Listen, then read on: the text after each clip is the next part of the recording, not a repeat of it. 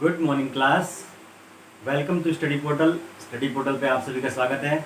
मैं हूं आपका दोस्त गौरव और स्टडी पोर्टल पे हम पढ़ रहे हैं साइंस, जिसके अंतर्गत हम फिजिक्स व केमिस्ट्री के क्लासेस को आप जानते हैं, बारी बारी से पढ़ते हैं।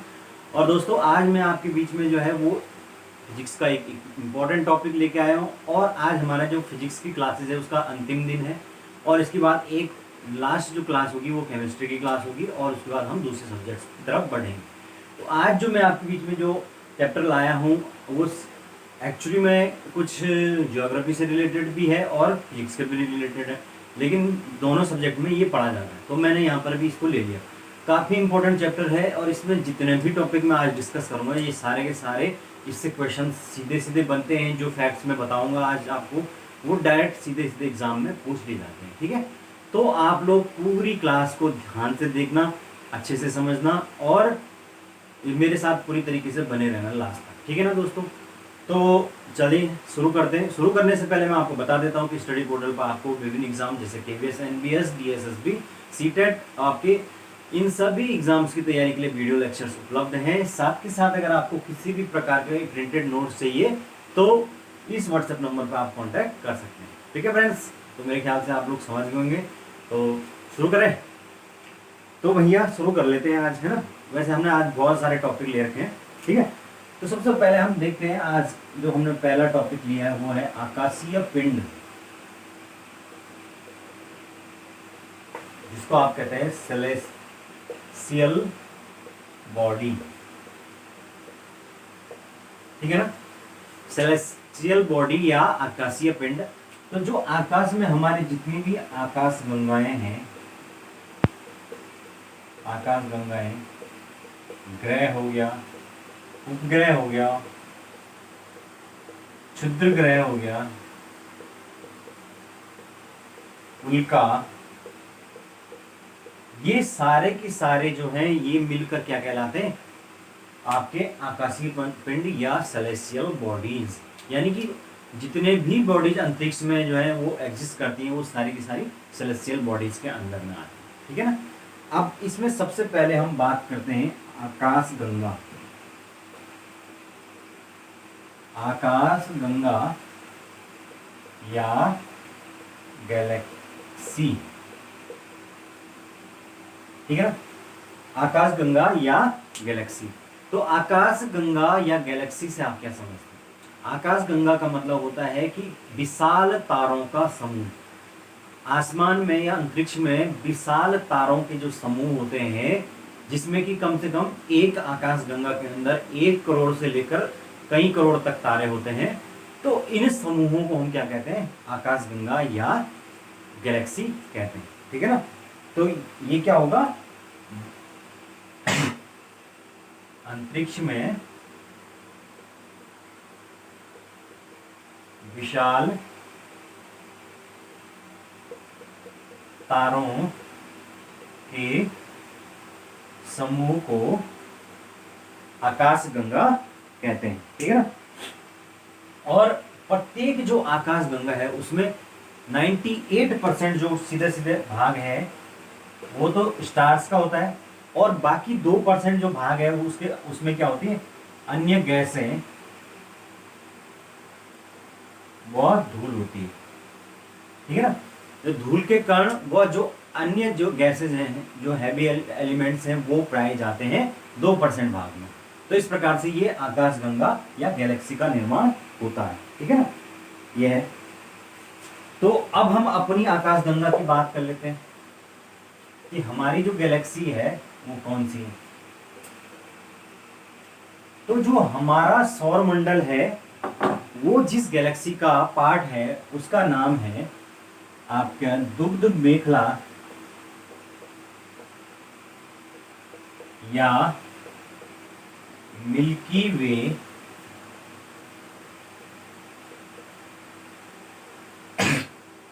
मंदाकिनी भी बोलते हैं।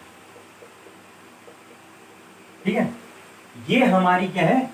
अपनी जो गैलेक्सी है जिसका कि सौर मंडल एक पार्ट है। ठीक है ना, और ये जो दुग्ध मेखला मिल्की वे है ये कैसी है? सर्पिलाकार या स्पाइरल। ठीक है ना। ये इस प्रकार से है सर्पिलाकार।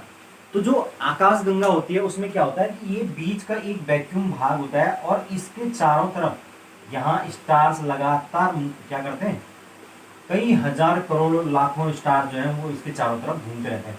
ड्यू टू ग्रेविटेशन या गुरुत्वाकर्षण के कारण ये लगातार चक्कर लगाते रहते हैं। और जो बीच का भाग है वो क्या होता है, एक डार्क मैटर वहां पर होता है, वहां पर कुछ नहीं होता, वैक्यूम होता, किसी को नहीं पता वहां पर क्या है।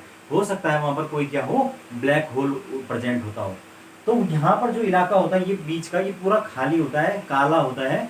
कभी आप देखना यूट्यूब पे ये इसका वीडियो, इसका गैलेक्सी का, तो ये बीच का इलाका जो है वो पूरा खाली होता है। यहाँ पर काला अंधेरा सा छाया हुआ रहता है और उसके चारों तरफ जो है वो लगातार स्टार्स घूमते रहते हैं करोड़ों की संख्या में, ठीक है ना।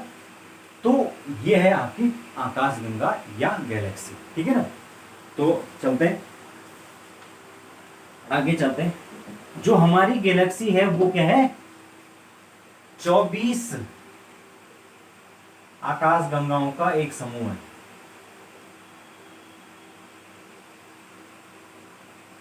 जिसके किसके नाम से जाना जाता है, लोकल ग्रुप के नाम से जाना जाता है। यानी कि जो 24 गैलेक्सीज हैं अलग अलग, वो एक साथ हैं, एक समूह में, वो लोकल ग्रुप होता है। और उन गैलेक्सी में से एक गैलेक्सी है हमारी, कौन सी, जो हमारी गैलेक्सी है जिसका कि सौर मंडल एक भाग है, वो है आपकी मिल्की वे या मंदाकिनी जिसको कहते हैं। और जो हमारी इस गैलेक्सी के सबसे नजदीकी गैलेक्सी है, सबसे नजदीकी, जो कि मिल्की वे के सबसे नजदीकी वो है आपका एंड्रोमेडा, ठीक है ना। यानी हमारी गैलेक्सी की जो सबसे नजदीकी गैलेक्सी है उसका नाम है एंड्रोमेडा, ठीक है ना। अब मैं आपको इस पूरे कॉन्सेप्ट को समझाता हूं कि एक्चुअली में क्या चीज है, ठीक है ना। तो अब हम समझते हैं, एक फिगर से मैं आपको समझाता हूं ताकि आपको ज्यादा क्लियर हो जाए ये चीज।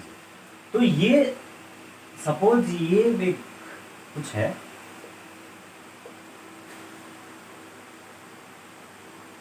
ये है आपका ब्रह्मांड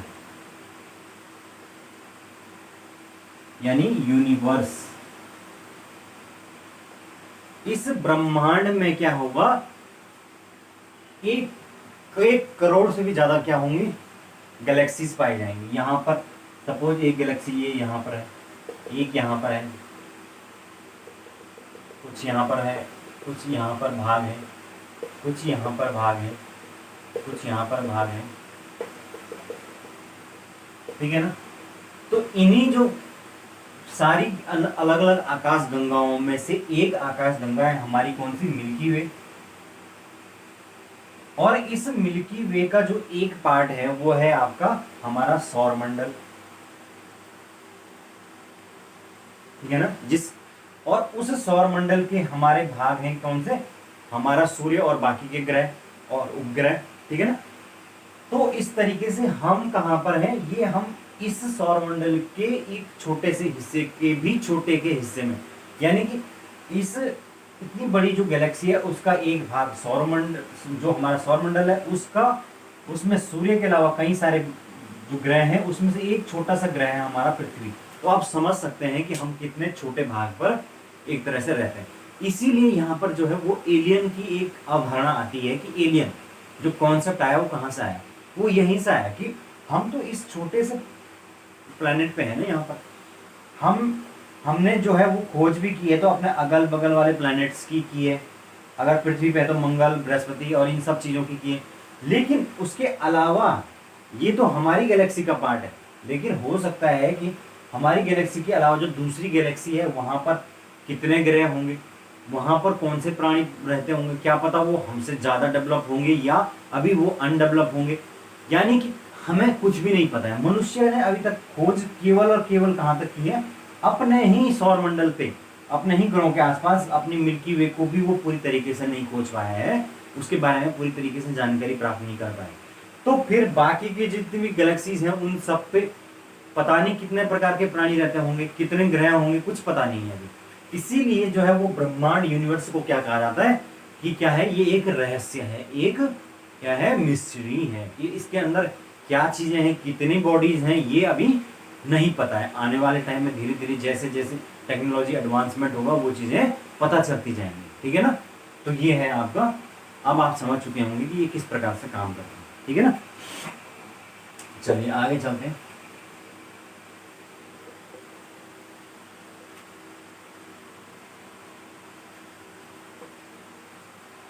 नेक्स्ट जो हम देखेंगे, हमने बात की आकाश गंगा की, अब हम बात करेंगे तारामंडल। तारामंडल या कॉन्स्टिलेशन, तारामंडल या कॉन्स्टिलेशन। तो तारामंडल भाई हमारे एक गैलेक्सी है, उसमें क्या है, लाखों तारे हैं, और हमारे सौरमंडल है उसके आसपास भी जो है वो लाखों करोड़ों तारे हैं। लेकिन जो तारे हैं वैसे तो रेंडमली बिखरे हुए होते हैं, लेकिन कुछ विशेष स्थानों पर जो है वो तारे क्या होते हैं, तारे विशिष्ट आकृति में होते हैं, विशिष्ट आकृति में उपस्थित होते हैं, है ना। यानी कि वहां पर कुछ विशेष प्रकार की आकृति को बनाते हुए वो तारे एक साथ एक ग्रुप में प्रेजेंट होंगे, तो उसको हम क्या कहते हैं, तारामंडल या कॉन्स्टिलेशन कहते हैं। जैसे इसका उदाहरण है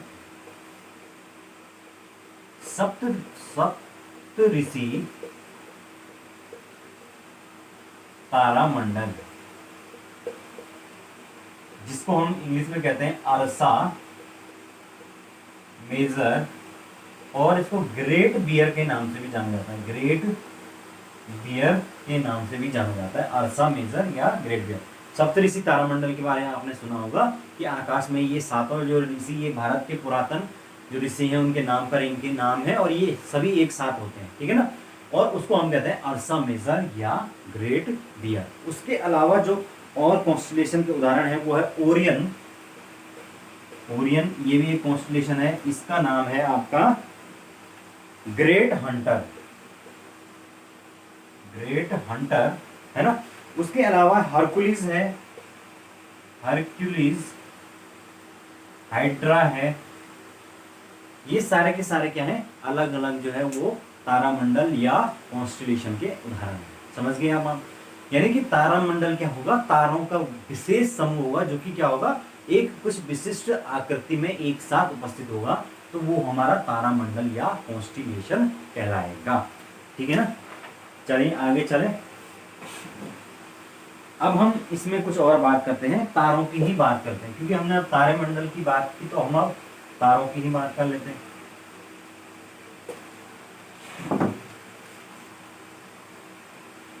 तारे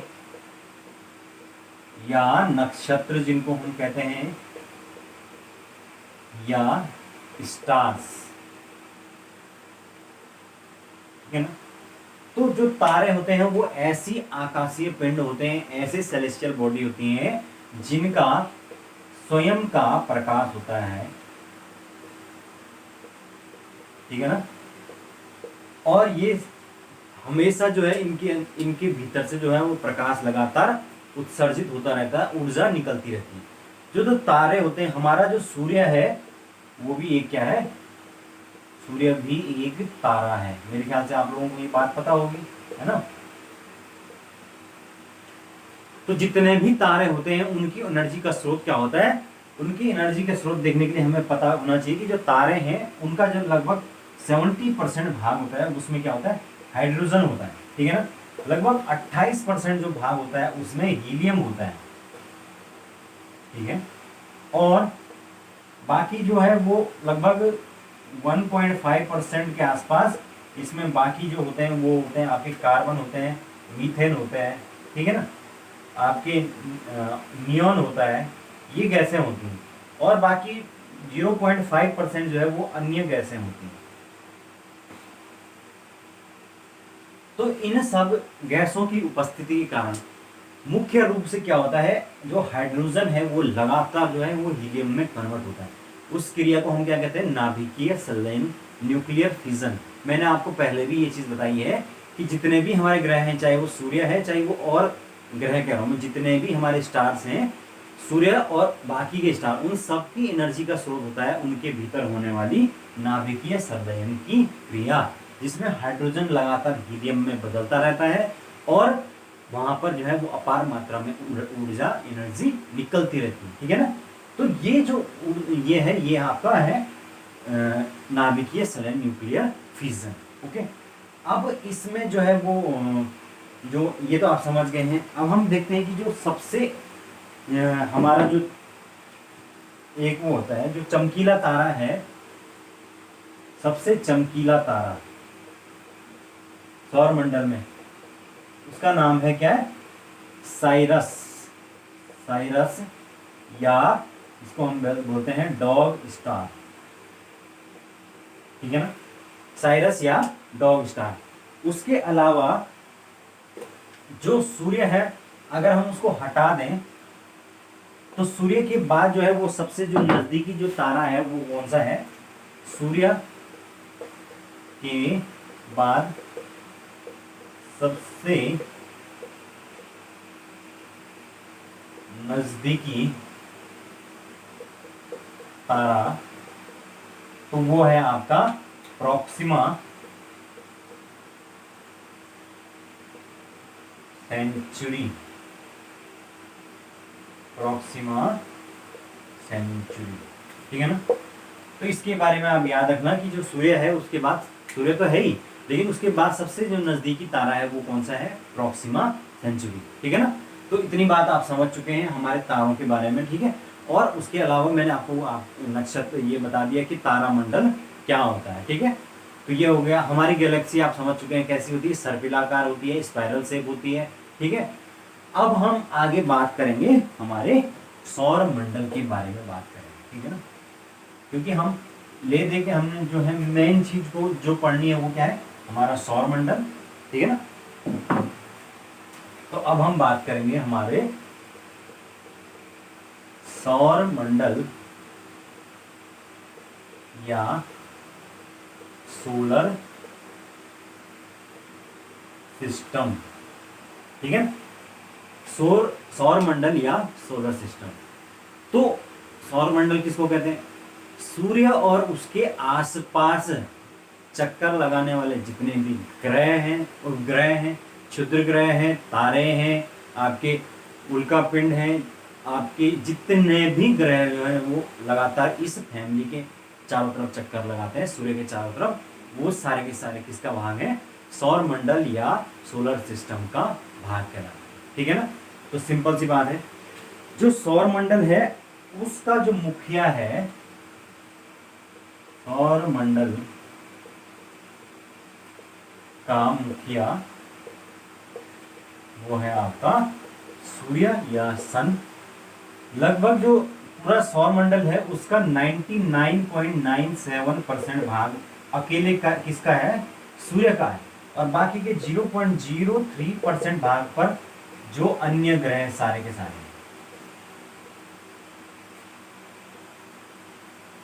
तो आप समझ सकते हैं इसी बात से कि जो सूर्य है वो हमारे ग्रह से और बाकी के ग्रहों से कितना बड़ा होगा, जबकि पूरा का पूरा 99.97 भाग जो अकेले सूर्य का है सोलर सिस्टम में, और मात्र 0.03% भाग वो बाकी के प्लैनेट्स हैं। ठीक है ना। तो ये है, इसी कारण से जो है वो सूर्य जो है उसको हम क्या कहते हैं? सौर मंडल का मुखिया। ठीक है ना, ये है आपका। अब जो है वो जो इसके चारों तरफ ग्रह चक्कर लगाते हैं, सूर्य के चारों तरफ सौर मंडल में जो ग्रह चक्कर लगाते हैं, आप सब जानते हैं कि उनका क्या नहीं होता है? खुद का कोई भी प्रकाश नहीं होता है, बल्कि वो क्या करते हैं? सूर्य के प्रकाश के कारण ही चमकते हैं, और सूर्य के प्रकाश के कारण ही वो क्या होते हैं? उनमें जीवन पाया जाता है। ठीक है ना, इसमें ग्रहों में। ठीक है, और जो ग्रह हैं वो सूर्य के चारों तरफ जो है वो दीर्घ वृत्ताकार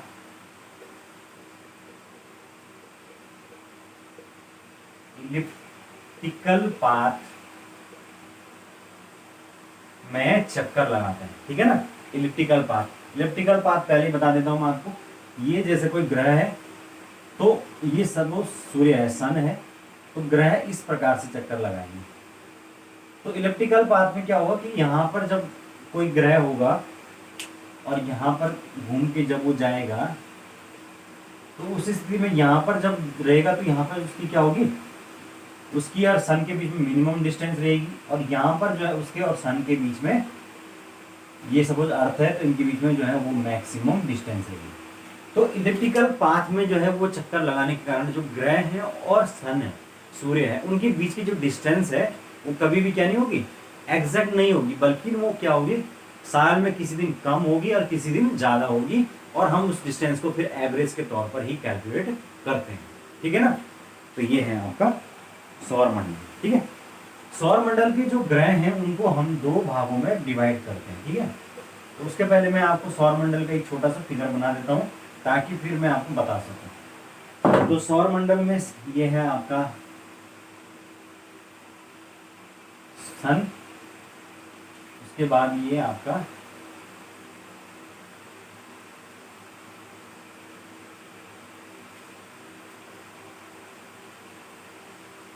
गड़बड़ हो जाएगी,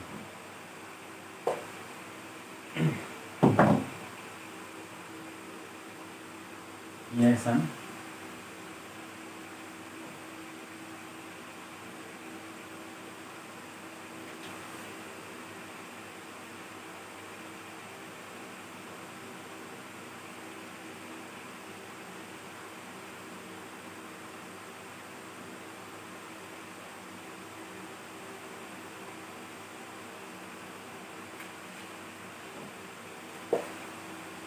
ठीक है। तो यहाँ पर जो हमारे ग्रह होते हैं ये सूर्य है और ये इस प्रकार से चक्कर लगाते रहते हैं, आप सब जानते हैं।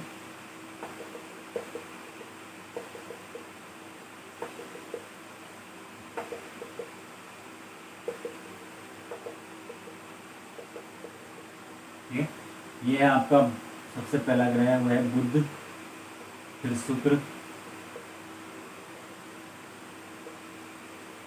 फिर पृथ्वी, मंगल, बृहस्पति,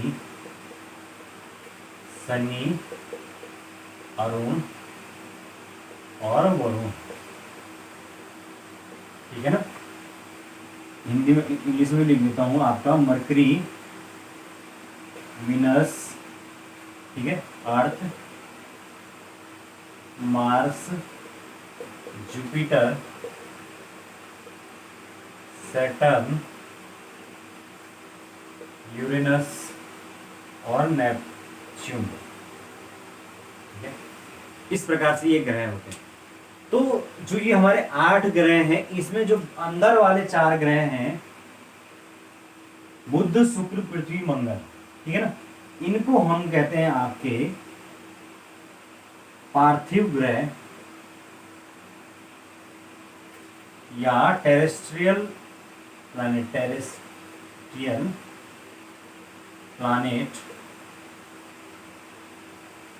ठीक है। यह है पार्थिव ग्रह। और इन बाहर वाले जो 4 हैं इनको कहते हैं हम बाह्य ग्रह, इसको आंतरिक ग्रह भी कहते हैं, इसको पार्थिव ग्रह या आंतरिक ग्रह, इंटरनल प्लैनेट भी कहा जाता है। और ये पार्थिव ग्रह, ये बाह्य ग्रह, आउटर प्लैनेट, या इसको हम कहते हैं जोवियन प्लैनेट। क्यों कहते हैं इनको? क्योंकि जो ये अंदर वाले चारों ग्रह हैं ये अपेक्षाकृत ज्यादा क्या है, ठोस हैं, और इनमें जो है ये पृथ्वी के सदृश हैं, पृथ्वी के जैसे हैं, इसीलिए इनको पृथ्वी पार्थिव ग्रह कहा जाता है, क्योंकि इन पे जमीन ज्यादा है, ज्यादा इलाका ठोस है। जो बाहर के चारों ग्रह हैं वो जोवियन यानी बृहस्पति की तरह हैं, और ज्यादातर जो है इनका हिस्सा वो गैसों से बना हुआ है, बाहर के 4 प्लैनेट। तो इनको आउटर प्लैनेट या आपके जोवियन भी कहा जाता है, या इनको गैसीय ग्रह भी कहा जाता है। ठीक है, क्योंकि इनके जो अधिकांश मात्रा में जो है वो ग्रह से, गैसों से ये ग्रह बने हुए हैं। ठीक है ना। जबकि जो अंदर वाले ग्रह हैं वो हैं ज्यादातर कैसे हैं, वो ठोस अवस्था में। ठीक है। तो ये चीज आपको समझ में आनी चाहिए। इस प्रकार से हमारे जो ये सौर मंडल होता है जिसमें 8 ग्रह हमारे प्रेजेंट। ठीक है ना। तो अब आप समझ चुके हैं ये चीज। आगे चलते हैं।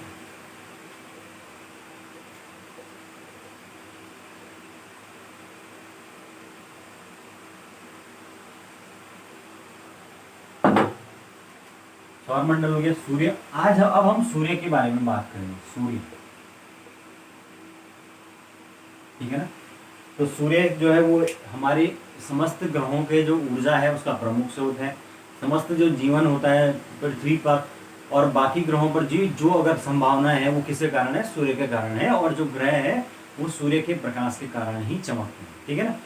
अगर हम बात करें कि सूर्य के संगठन की, ठीक है, तो जो सूर्य है वो लगातार 250 किलोमीटर प्रति सेकंड, किलोमीटर प्रति सेकंड की दर से आकाशगंगा के चारों ओर घूम रहा है।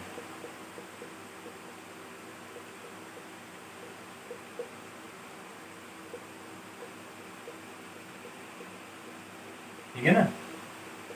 न केवल पृथ्वी जो है और बाकी ग्रह तो इसके चारों तरफ घूमते हैं, उपग्रह इसके चारों तरफ, ग्रहों के चारों तरफ घूमते हैं, लेकिन जो सूर्य है वो खुद में भी जो है वो 250 किलोमीटर प्रति सेकंड की रफ्तार से ब्रह्मांड जो मिल्की वे है, जो हमारी गैलेक्सी है मिल्की वे, उसके चारों तरफ घूम रहा है, ठीक है ना। और ये लगभग 25 करोड़ वर्षों में, 25 करोड़ वर्षों में अपना एक चक्कर जो है वो पूरा कहलाता है, कर लेता है, जिसको हम क्या कहते हैं, ब्रह्मांड वर्ष कहते हैं, ब्रह्मांड वर्ष या कॉस्मोस ईयर, ठीक है ना। तो ये 25 करोड़ वर्ष जो हैं वो है क्या है, आपके ब्रह्मांड वर्ष या कॉस्मोस ईयर, जबकि वो पूरे की पूरी हमारी एक जो गैलेक्सी है उसका एक चक्कर लगा लेगा सूर्य, ठीक है ना। तो ये है सूर्य। अगर मैं सूर्य के कुछ स्ट्रक्चर की बात कर लेता हूँ, क्योंकि इसके स्ट्रक्चर से भी कई बार क्वेश्चन आता है, तो हम इसका स्ट्रक्चर देख लेते हैं सूर्य का, ठीक है।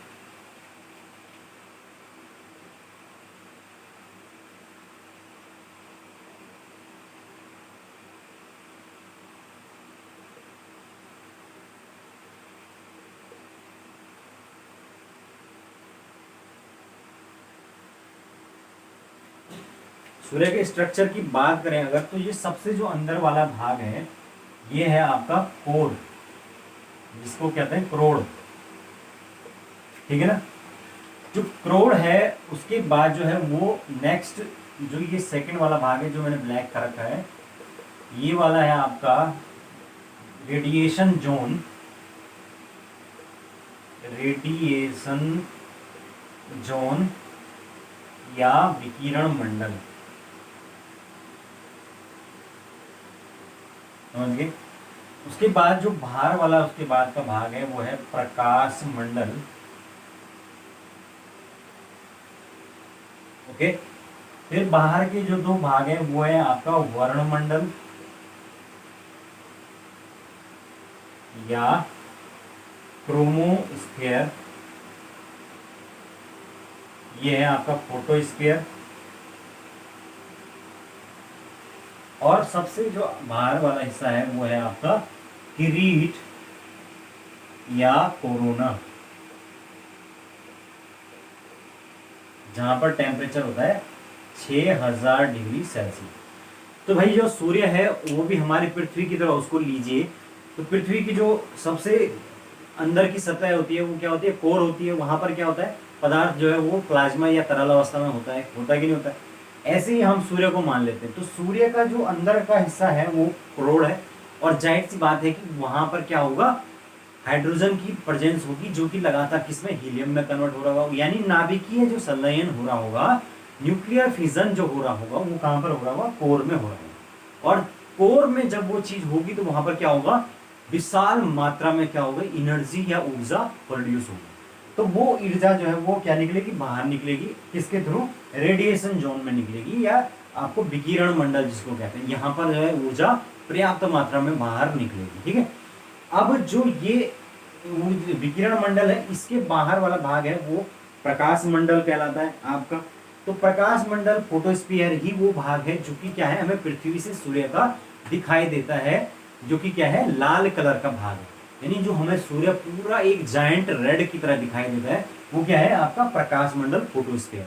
क्योंकि जो है वो रेडिएशन जोन से बाहर निकलने वाली जो तरंगे हैं वो इतनी ज्यादा गर्म है कि वो क्या होती है, आग की तरह लपटें उठ रही होती हैं उसमें, और वो पूरी पूरी लाल दिखाई देती हैं, और हमें सूर्य कैसा दिखाई देता है, रेड दिखाई देता है, रेड जायंट की तरह दिखाई देता है। तो पृथ्वी से जो दिखाई देने वाला भाग है, अगर वो पूछा जाए कि कौन सा है सूर्य का, तो वो है प्रकाश मंडल या फोटोस्फीयर, जो हमें दिखाई देता है। अब उसके अलावा जैसे हमारी पृथ्वी का एक वायुमंडल है, जैसे उसमें हमारी सबसे नीचे पर आपके ट्रोपोस्फीयर है, फिर इसके बाद स्ट्रेटोस्फीयर है ना, हमारा एक एटमोस्फीयर है, वैसे ही सूर्य का भी एक एटमोस्फीयर है। तो उस एटमोस्फीयर की जो पहली परत है वो कौन सी है आपकी, क्रोमोस्फीयर या वर्णमंडल है, जहां पर की बहुत सारे रंग के प्रकाश बिखेरे जाते हैं क्रोमोस्फीयर में। और उसके बाद जो सबसे बाहरी परत है जिसको हम कहते हैं किरीट या कोरोना, तो ये जो परत होती है ये केवल और केवल कब दिखाई देती है, जब कोई ग्रहण लगता है। जैसे कि आपने देखा होगा सूर्य ग्रहण के टाइम पर केवल एक बाहर की एक पतली सी रिंग दिखाई देती है और बाकी का सूरज नहीं दिखाई देता। तो जो बाहर की पतली रिंग दिखाई देती है वही क्या है, कोरोना है या किरीट है। समझ गए। तो इस प्रकार से ये सूर्य है, उसको उसके स्ट्रक्चर को डिवाइड किया गया है। ठीक है ना। तो मेरे ख्याल से आप लोगों को ये चीज समझ में आ गया होगा। ठीक है, चलिए आगे चलते हैं।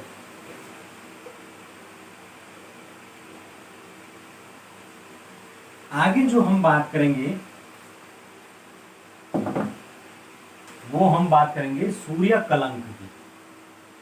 अब सूर्य पे कलंक भी लगता है, सन स्पॉट। आप बोलोगे ऐसा होता है? जी हाँ, सूर्य जो है उस पर जो है वो कभी कभी जो है वो धब्बे टाइप के दिखाई देते हैं 2 से 3 महीनों के लिए। धब्बे, ये जो धब्बे होते हैं ये सूर्य के भीतर अपेक्षाकृत कम तापमान वाले क्षेत्र होते हैं। कम तापमान वाले क्षेत्र होते हैं। कितना कम तापमान? लगभग 1500 डिग्री सेल्सियस कम टेम्परेचर बाकी जगह से यहाँ पर प्रेजेंट होता है, और इस वजह से ये इलाका थोड़ा सा अंधेरा सा दिखता है, और वहां पर दूर से देखने पर सूर्य में उसमें धब्बा दिखाई देता है। ये 2 से 3 महीनों के लिए होता है, और जब सूर्य में ये उपस्थित होता है सन स्पॉट, तब पृथ्वी पर जो है वो स्टॉर्म्स आते हैं, तूफान आते हैं। ठीक है ना। तो ये इतनी सी बात है, छोटी सी बात है। ठीक है, तो ये आपका सूर्य कलंक या सन स्पॉट।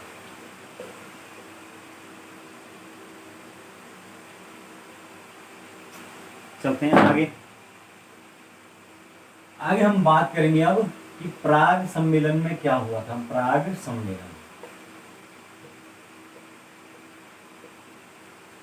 ये कब हुआ? 2006 में। जो प्राग है वो क्या है, आपके चेक गणराज्य नाम के जो देश है उसकी राजधानी है प्राग। वहां पर जो एक अंतरराष्ट्रीय सम्मेलन हुआ 2006 में, जिसमें कि पूरी दुनिया भर के जो महान शिक्षा, जो महान वैज्ञानिक थे, सारे के सारे रसायन शास्त्री थे, वो सारे के सारे आपके उपलब्ध हुए, भौतिक शास्त्री उपलब्ध आपके प्रेजेंट थे, वैज्ञानिक उपलब्ध थे। उन्होंने जो है वो क्या किया, ग्रहों की नई परिभाषा तय की। ठीक है ना। क्या किया उन्होंने यहाँ पर, ग्रहों की नई परिभाषा तय की, और इस सम्मेलन के दौरान ही ये निर्णय लिया गया कि जो प्लूटो है, यम है, उसको क्या कर दिया जाए, ग्रह की कैटेगरी से बाहर कर दिया जाए, क्योंकि वो क्या नहीं कर रहा है, ग्रह की जो परिभाषा है उसमें सटीक नहीं बैठ रहा है। क्योंकि वो क्या कर रहा था कि जो दूसरा ग्रह है उसकी जो ऑर्बिट है, उसकी कक्षा है, उसको ओवरलैप कर रहा था, जो कि ऐसा अलाउड नहीं है। तो इस वजह से जो है वो इसको, किसको, आपके प्लूटो को, प्लूटो या यम जिसको हम कहते हैं, इसको हटा दिया गया किससे, ग्रहों की श्रेणी से, और इसको डाल दिया गया किसमें, ड्वार्फ प्लेनेट या बोना ग्रह। तो बोना ग्रह या ड्वार्फ प्लेनेट की श्रेणी में इसको डाल दिया गया, किसको, आपको प्लूटो। ठीक है ना। कब हुआ था ये, प्राग सम्मेलन 2006 में, नई परिभाषा को तय करने के दौरान। नई परिभाषा में क्या था कि भाई पर ग्रह उसी को मानेंगे जिसको जो क्या करेगा, अपनी खुद की एक्सिस में घूमेगा और किसी दूसरे की एक्सिस को ओवरलैप नहीं करेगा। समझ गए। तो ये है आपका प्राग सम्मेलन। तो प्राग सम्मेलन के बाद जो है वो हमारे जो ग्रह हैं वो कुल कितने रह गए, 8 ही ग्रह अब हमारे मात्र रह गए। ठीक है ना। तो हम थोड़ा जो है उन ग्रहों के बारे में चर्चा कर लेते हैं, ठीक है ना। तो हमारे जो सौर मंडल है उसके ग्रह जो हैं वो कितने हैं वर्तमान में? 8 प्लैनेट्स हमारे प्रेजेंट है, 8 ग्रह हमारे प्रेजेंट है, जिनमें जो सबसे पहला प्लैनेट है वो है आपका बुध या मरकरी, ठीक है ना, बुध या मरकरी। तो जो बुध या मरकरी है वो क्या है? आपका सबसे छोटा प्लैनेट है, सबसे छोटा ग्रह, और ये है सबसे नजदीक, सूर्य के सबसे पास स्थित है ये ग्रह, समझ रहे हो, और सबसे छोटा भी है। दूसरी इसकी विशेषता क्या है? इस पर जो है मरकरी की अत्यधिक प्रेजेंस होती है, इसी कारण इसका नाम मरकरी रखा गया है, बुध को, ठीक है ना। जो बुध है वो अपनी एक परिक्रमा सूर्य के चारों तरफ वो कितने 88 डेज में पूरी करता है, यानी कि यहाँ पर जो एक साल है वो कितने दिन का होगा? 88 दिन का होगा। और अपनी धुरी पर जो परिक्रमा करता है वो कितने दिन में करता है? 59 डेज में करता है, यानी 59 डेज का यहाँ पर एक ही दिन होगा, ठीक है ना। और 88 डेज में यहाँ पर पूरा का पूरा क्या हो जाएगा? आपके एक साल बीत जाएगा, ठीक है ना। तो इस प्रकार से ये है आपका बुध, ठीक है। बुध की जो विशेषता है कि इसका क्या नहीं है? अपना कोई उपग्रह नहीं है, ठीक है ना, अपना कोई भी सैटेलाइट नहीं है, ठीक है। तो ये है, और इस पर जो है वो कोई भी वायुमंडल, ये भी याद रखना, नेक्स्ट वायुमंडल उपस्थित नहीं है, ठीक है ना। तो वायुमंडल जो है वो जब उपस्थित नहीं होगा तो क्या होगा? उससे क्या होगा कि जो सूर्य की किरणें दिन में आती हैं उससे जो है वो बहुत ज़्यादा टेम्परेचर बढ़ जाएगा, 100, 200, 300 तक चला जाएगा, 400 तक चला जाएगा। और जब रात, जैसे ही रात होगी वो सारा की सारी जो हीट है वो वापस चली जाएगी, क्योंकि वायुमंडल तो है नहीं उसको रोकने के लिए। तो रात के टाइम पे जो टेम्परेचर है वो माइनस में 150 और 200 डिग्री सेल्सियस तक चला जाएगा, यानी कुल मिला के दिन और रात की जो टेम्परेचर उसमें डिफरेंस जो है वो बहुत ज़्यादा होगा, ठीक है ना। तो ये अंतर होता है वायुमंडल ना होने से, ठीक है। तो ये है आपका बुध या मरकरी, ठीक है। आगे चलते हैं।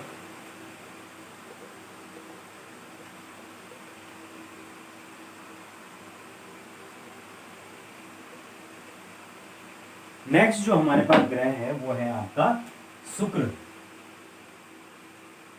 या वीनस। सूर्य से अगर दूरी की बात करें तो दूसरे नंबर का प्लैनेट है, ठीक है। ये जो है ये पृथ्वी के समान है, आकार आकृति इन सब में, तो इस कारण से इसको क्या कहता है? पृथ्वी की जुड़वा बहन कहा जाता है, जुड़वा बहन या ट्विन सिस्टर ऑफ अर्थ कहा जाता है किसको? वीनस या शुक्र, ठीक है। तो ये इसकी खास बात है। दूसरी जो है इनकी खास बात है आपके कि जो बाकी के स्टार्स होते हैं, जितने भी हमारे बाकी के ग्रह होते हैं, ये क्या करते हैं? आपके पश्चिम से पूर्व की तरफ घूमते हैं, इस प्रकार से एंटी क्लॉकवाइज। जबकि जो ये ग्रह है या वीनस है और दूसरा अरुण यूरेनस, ये दोनों जो ग्रह हैं ये जो है वो क्या होते हैं? पूर्व से पश्चिम की तरफ परिक्रमा करते हैं,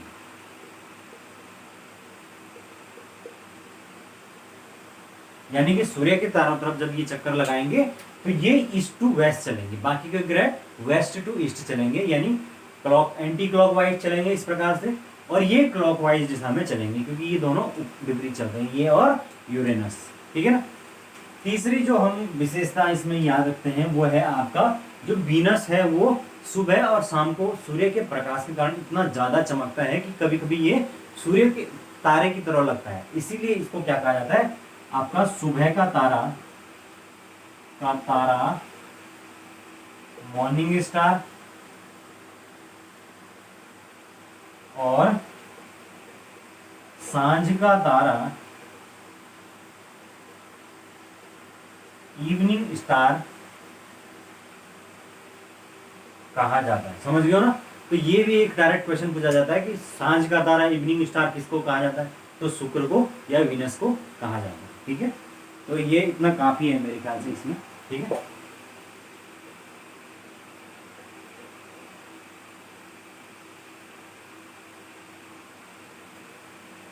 आगे चलते हैं। नेक्स्ट जो हमारा ग्रह है वो है हमारी पृथ्वी। हमारी पृथ्वी या अर्थ।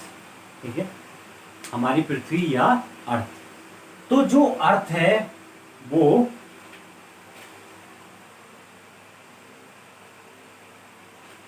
हमारी जो पृथ्वी या अर्थ है, ये जो है ये इसकी सूर्य से जो दूरी है, सूर्य से दूरी वो औसतन कितनी है, 15 करोड़ किलोमीटर है। समझ लो, एवरेज जो डिस्टेंस है सन और अर्थ के बीच में वो है 15 करोड़ किलोमीटर। भाई जो सूर्य है वो, पृथ्वी जो है वो आपके सौरमंडल का एकमात्र ग्रह है जिस पर कि क्या है, जीवन उपस्थित है या लाइफ की प्रेजेंस है। ओके, ये बात आपको पता है। जो पृथ्वी है उसकी जो आकृति है वो कैसी होती है? सब सोचते हैं कि पृथ्वी की जो आकृति है वो गोलाकार होती है, गोलाकार नहीं होती है। गोलाकार आकृति अगर ऑप्शन में रहता है तो उसको गलत टिक करना है। पृथ्वी की जो आकृति है वो कैसी है? लघुवक्ष गोलाभ की आकृति, या इसको कहते हैं ऑबलेट, ऑमलेट में समझना, ऑबलेट स्फेरॉइड, या इसको हम कहते हैं जियोइड, या इसी को हम कहते हैं आपका इलिप्सॉइड। तो ऑबलेट स्फेरॉइड, जियोइड या इलिप्सॉइड जो शेप है वो है अर्थ की, पृथ्वी की। ठीक है ना? जो पृथ्वी है वो सूर्य के चारों तरफ जो है वो एक चक्कर लगाने में कितने लगाती है? ये आप सबको पता है कि 365 दिन लगाती है। 65 दिन 48 घंटे, है ना? और कितने मिनट? 56 मिनट, है ना? ये ऐसी है 48 घंटे, 5 घंटे 48 मिनट, यहाँ 365 दिन 5 घंटे और 48 मिनट,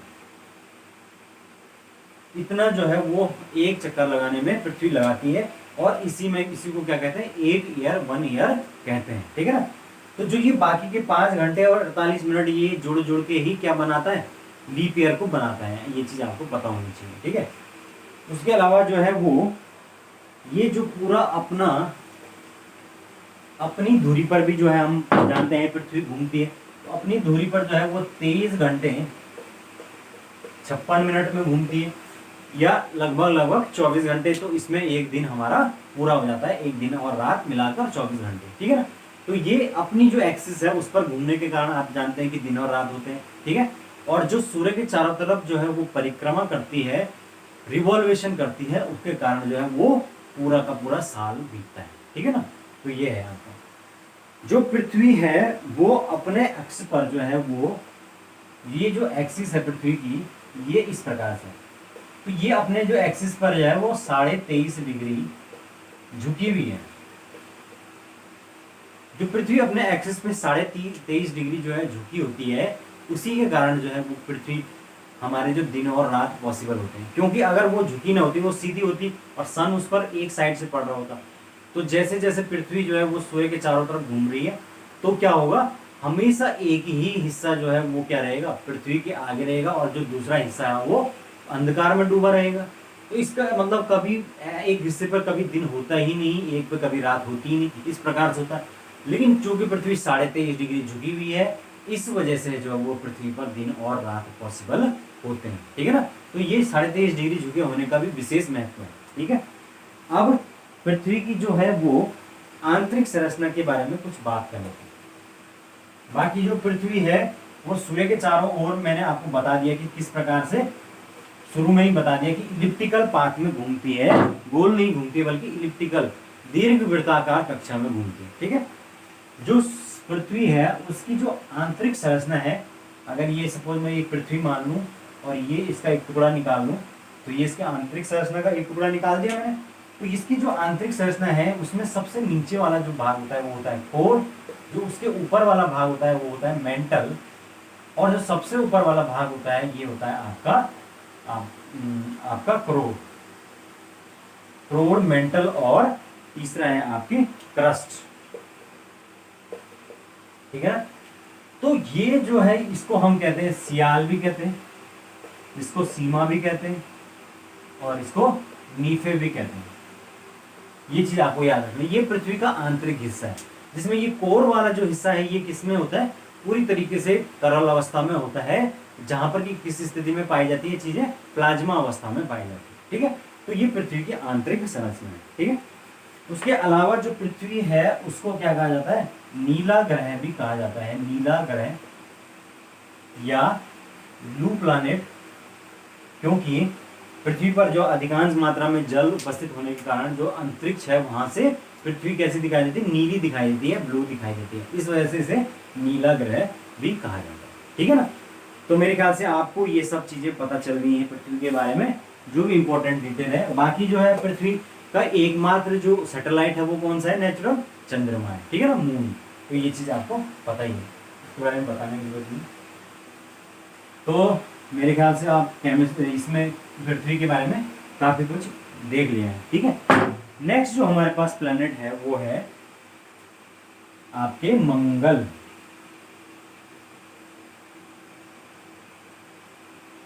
मंगल या मार्स। ठीक है, तो जो मंगल है या मार्स है इसकी क्या विशेषता है, ये सूर्य से दूरी के अनुसार चौथा ग्रह है, और जो मंगल ग्रह है उसकी विशेषता है कि यहां पर जो है लौह ऑक्साइड की उपस्थिति है, लौह ऑक्साइड की उपस्थिति, इसके कारण जो है ये कैसा दिखाई देता है, रेड दिखाई देता है, लाल दिखाई देता है। इसको हम क्या कहते हैं, रेड प्लैनेट। लाल ग्रह के नाम से कौन जाना जाता है, मंगल ग्रह जाना जाता है। क्यों, क्योंकि इसकी मिट्टी जो है उसमें लोह ऑक्साइड की प्रेजेंस है, तो पूरा का पूरा जो प्लैनेट है वो कैसा दिखाई देता है, आपका भूरे कलर का या लाल कलर का दिखाई देता है। इसके कारण इसको रेड ऑक्साइड आपका रेड प्लैनेट कहा जाता है। ठीक है, तो ये है मंगल।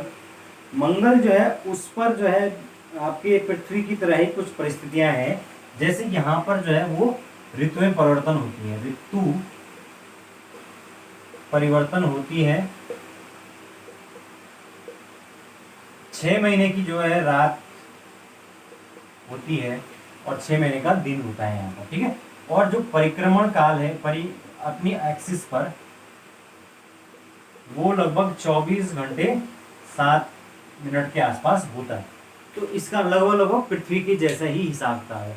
तो इसीलिए यहाँ पर जो है वो थोड़ा बहुत जीवन की संभावना जताई जाती है, लेकिन वो संभव इसलिए नहीं है क्योंकि जो कार्बन डाइऑक्साइड है उसकी प्रेजेंट इतनी ज्यादा है कि आदमी को क्या हो जाता है, दम घुटने लग जाएगा यहाँ पर, जैसे मंगल ग्रह पर वो प्रवेश करेगा। ठीक है, तो इसलिए यहाँ पर जीवन की संभावनाएं हालांकि जताई गई थी, लेकिन बहुत कम है, बिल्कुल ना के बराबर, क्योंकि जहाँ यहाँ कहीं थोड़ा बहुत जो है पानी की उपस्थिति जो है मिली थी, इस कारण से इस प्रकार की संभावनाएं जताई गई।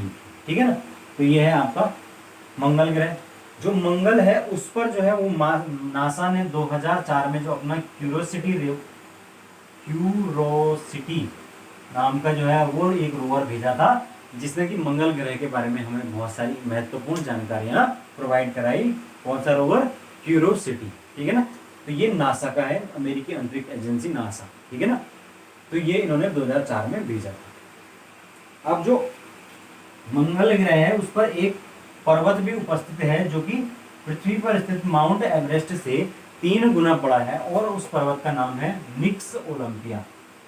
निक्स ओलंपिया। तो निक्स ओलंपिया नाम का एक पर्वत है जो कि पृथ्वी से 3 गुना बड़ा पर्वत है। ठीक है ना, तो 3 गुना पृथ्वी के सबसे बड़े पर्वत माउंट एवरेस्ट से 3 गुना बड़ा पर्वत है, उसका नाम है निक्स ओलंपिया। ठीक है ना, तो ये है आपका निक्स ओलंपिया। ठीक है,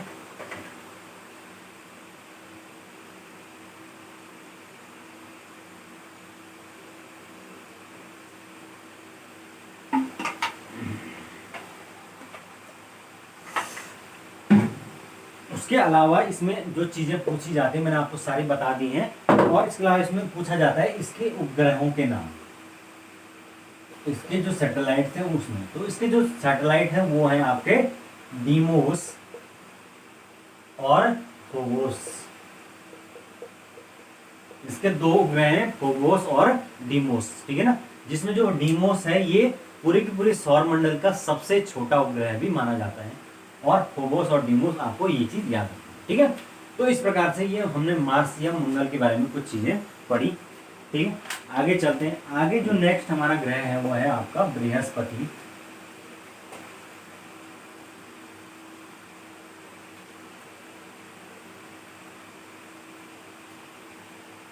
नेक्स्ट जो हमारा ग्रह है वो है आपका बृहस्पति या जुपिटर। तो जुपिटर के बारे में क्या खास बात है? जुपिटर के बारे में खास बात यह है कि ये क्या है, सौर मंडल का सबसे बड़ा ग्रह है, सबसे बड़ा ग्रह है, लार्जेस्ट प्लैनेट है ना। जो इसका अधिकांश भाग है वो गैस व धूल से बना हुआ, ठीक है ना। इसकी जो सतह है उस पर जो है वो जब रोवर भेजे गए और दूरबीन से देखा गया तो एक बड़ा सा जो है वो रेड स्पॉट देखा गया, ठीक है ना। एक ग्रेट रेड स्पॉट देखा गया, और जो ये ग्रेट रेड स्पॉट इसकी सतह पर देखा गया, इसको जब बाद में स्टडी किया गया तो पता चला कि यहाँ पर उठने वाला एक क्या है, तूफान है, बहुत बड़ा चक्रवाती तूफान है जो कि इसकी सतह पर उठता है, सरफेस पर उठता है, किसकी, जुपिटर की, जिसके कारण वो जो है वहां पर एक तरह से धब्बा टाइप का दिखाई देता है, क्योंकि उस तूफान से वहां पर बवंडर उठता होगा और वो धूल उड़ती होगी, तो उस वजह से वो क्या दिखाई देता है, एक रेड स्पॉट की तरह दिखाई देता है, ठीक है ना। तो ये है आपका बृहस्पति। बृहस्पति के बारे में एक ही चीज पूछी जाती है कि इसके कितने उपग्रह हैं। तो इसके जो उपग्रह हैं उनकी संख्या सबसे ज्यादा है, 67 उपग्रह हैं बृहस्पति के, जिसमें सबसे बड़ा है आपका गैनीमेड, ठीक है ना। तो ये है आपका जुपिटर या बृहस्पति, ठीक है।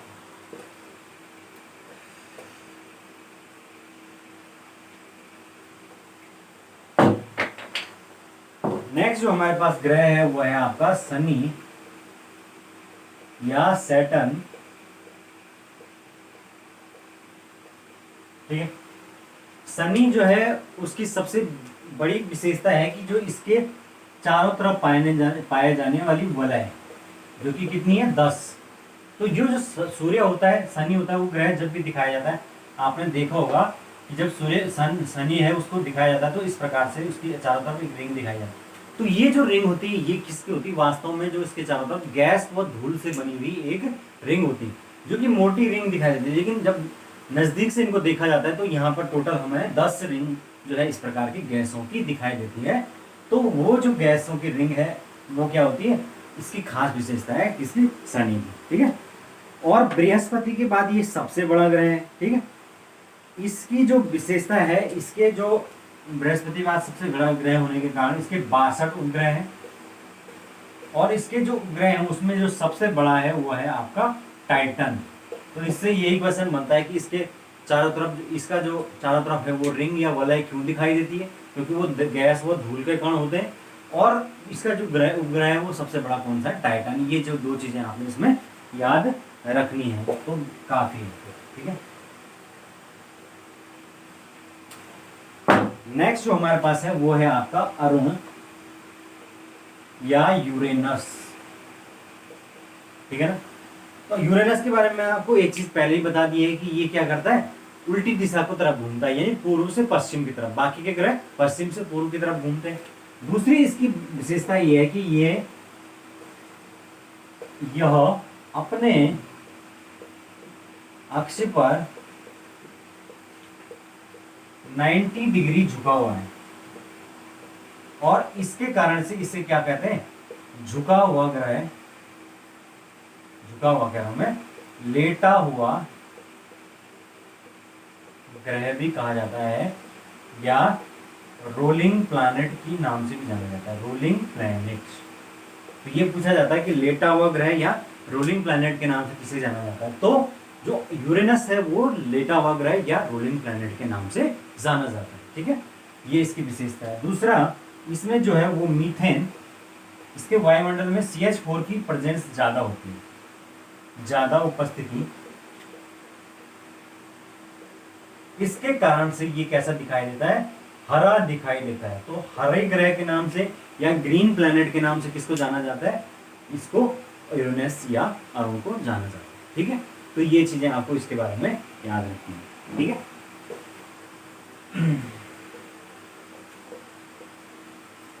लास्ट जो है हमारे पास वो है नेपच्यून। ठीक है, या वरुण। तो जो नेपच्यून है इसकी विशेषता क्या है कि ये सौर मंडल का सूर्य से दूरी के क्रम में सबसे अंतिम ग्रह है। अंतिम ग्रह है, सूर्य से दूरी में सबसे दूर है। जो सबसे दूर है तो इसके कारण जो है सूर्य का चारों तरफ चक्कर लगाने में जो है सबसे ज्यादा समय लेगा।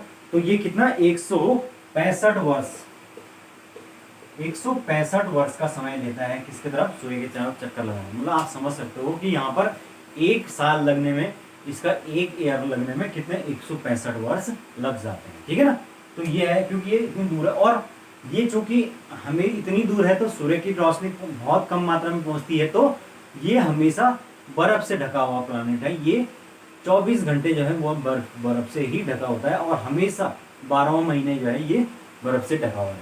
ठीक है, तो ये आपका वरुण या नेपच्यून। ठीक है, इसके अगर मैं ग्रह की बात करूं तो ये हल्का पीला कलर का ग्रह है ये। ठीक है ना, हल्का पीला कलर।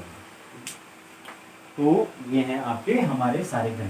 ठीक है ना, उसके अलावा जो है वो कुछ छोटी मोटी चीजें और बता देता हूं मैं आपको लास्ट में, जो रह गई हैं। वो है आपका क्षुद्र ग्रह, या जिनको हम कहते हैं एस्टेरॉइड्स। तो एस्टेरॉइड्स क्या होते हैं, मंगल और बृहस्पति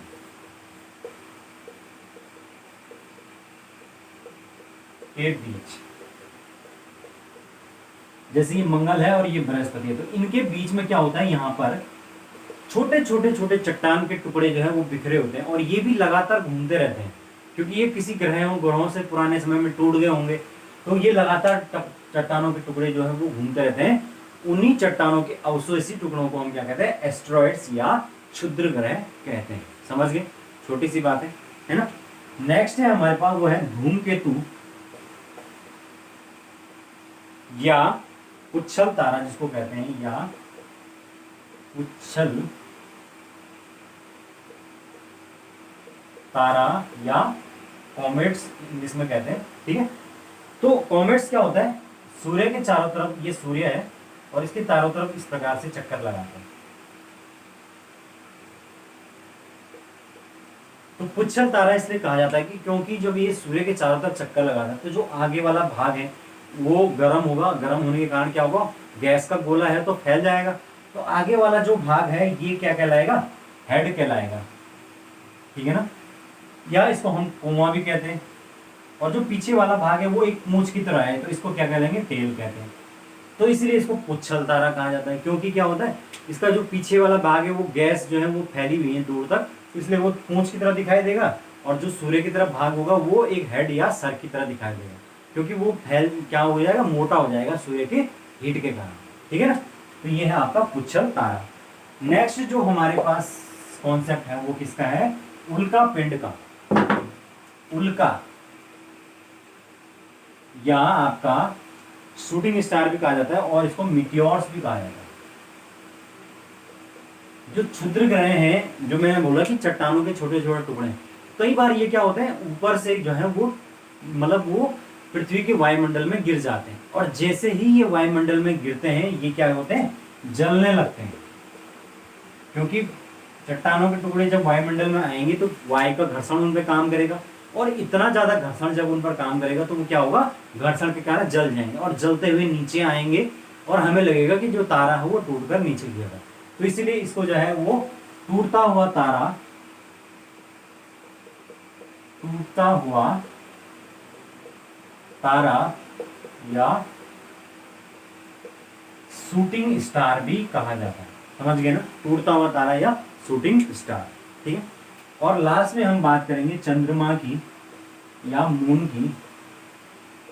तो मून हम सब जानते हैं कि हमारी पृथ्वी का एकमात्र उपग्रह है और पृथ्वी से इसकी जो दूरी है वो कितनी है, 3,84,000 किलोमीटर है। ठीक है ना, तो ये है मून। मून पर जो है वो सबसे बड़ा जो पर्वत है वो कौन सा है, लिबनिट्ज पर्वत। लिबनिट्ज पर्वत। ठीक है ना, तो ये आपको इसमें याद रखना है। उस पर कोई भी वायुमंडल नहीं है और पृथ्वी से मून का मैक्सिमम जो है वो 59% भाग दिखाई देता है। समझ रहे, क्योंकि जो मून है वो लगातार जो है वो ये पृथ्वी है और उसके चारों तरफ घूम रहा है और पृथ्वी भी घूम रही, तो जो एक हिस्सा है वो लगातार क्या होगा, वो पृथ्वी के सामने रहेगा, जबकि दूसरा हिस्सा हमेशा, क्योंकि वो उसके सिंक्रोनाइज में घूम रहा है, दूसरा हिस्सा हमेशा पीछे रहेगा। तो वो हिस्सा जो है जो पीछे रहेगा वहां पर हमेशा अंधकार रहेगा, है ना। अभी देखा आपने हाल ही में चीन ने अपना जो एक रोवर है वो क्या था वो, चीन चांद पता नहीं क्या था, वो रोवर उतारा है चीन के ने, किसके, चंद्रमा के उस हिस्से पर जो दिखाई नहीं देता, यानी कि काला हिस्सा। तो उस हिस्से को हम क्या कहते हैं, शांत क्षेत्र कहते हैं। शांत क्षेत्र या सी ऑफ ट्रैंक्विलिटी कहते हैं। ट्रैंक्विलिटी कहते हैं। तो इतना याद रखना कि सूर्य जो है, जो पृथ्वी है, उससे चंद्रमा का मैक्सिमम 59% भाग ही दिखाई देता है, बाकी का 49% भाग कभी भी नहीं दिखाई देता है। बस इतना याद रखना, ठीक है ना। तो ये है आपका सन, आपके हमारे हमने आकाशीय पिंडों और सौरमंडल और उसकी सारी बॉडीज के बारे में डिस्कस कर लिया। तो मेरे ख्याल से आप लोगों को आज के जो लेसन है उसमें काफ़ी कुछ समझ में आया होगा, काफ़ी कुछ जानने को मिला होगा, समझ में चीज़ें आई होगी और सारे इंपॉर्टेंट कॉन्सेप्ट मैंने बताए। ठीक है ना, तो दोस्तों इसी के साथ हमारा फिजिक्स का जो लैब चैप्टर है वो ख़त्म हुआ और हम अब एक और केमिस्ट्री का टॉपिक बनाएंगे, उसके साथ हमारा ये दोनों चैप्टर खत्म हुए। फिर मैं आपके लिए एक एक्सरसाइज बनाऊंगा और उस एक्सरसाइज को आप जरूर अटेंड करना। ठीक है ना दोस्तों, तो चलिए आज के इतना काफ़ी है। Thank you so much.